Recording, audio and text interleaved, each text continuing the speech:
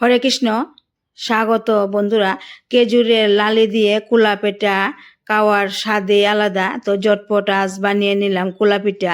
তো কিভাবে আমি এই কুলা পিঠা বানিয়ে নিলাম খেজুরের লালি দিয়ে খাওয়ার জন্য, অবশ্যই আপনারা পুরো ভিডিওটা দেখবেন। আতপ চাল আমি 1 ঘন্টা আগে ভিজিয়ে রেখেছিলাম, এরপর মিক্সি জারে পেস্ট করে নিলাম। এবার পরিমাণ মতো লবণ দিয়ে দিলাম, সামান্য পরিমাণে বেকিং পাউডার।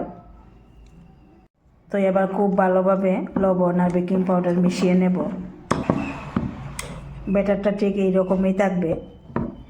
তো এবার মিশিয়ে নেওয়ার পর আধা ঘন্টার জন্য রেস্টে রেখে দেব। তো আধা ঘন্টা পর ফিরে এলাম, দেখুন ব্যাটারটা ঠিক এইভাবে হবে, বেশি পাতলাও না বেশি ঘনও না। তো এবার চুলার মধ্যে এই সরাটা বসিয়ে দিলাম আর একটু তেল দিয়ে দিলাম। আগে তেল ব্রাশ করে নিতে হবে, আর একটু জলের ছিটা দিতে হবে, জলটা শুকিয়ে দিতে হবে। তো এবার ব্যাটারটা দিয়ে দিচ্ছি, এবার ঢাকা দিয়ে দিতে হবে। এরপর এইভাবে ঘুরিয়ে জল দিতে হবে। এবার ঢাকনা তুলে নিলাম। দেখুন এই যে কুলা পিঠা কিন্তু একদমই পারফেক্ট হলো, এই দেখুন। তো এইভাবে আমি সবগুলো বানিয়ে নেব। তো এইভাবে আমি সবগুলো কুলা পিঠা বানিয়ে নিলাম।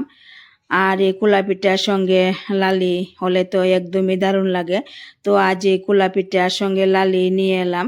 লালি দিয়ে কুলা পিঠা খেতে একদমই কিন্তু দারুণ লাগে, অসাধারণ, খুব টেস্টি হয়। তো বন্ধুরা, কেমন লাগলো আমার এই কুলা পিঠা রেসিপিটা? যদি ভালো লাগে অবশ্যই একটা লাইক দিবেন, শেয়ার করবেন। আর আপনারা ওইভাবে লালি দিয়ে কুলা পিঠা বানিয়ে অবশ্যই খেয়ে দেখবেন, খুবই ভালো।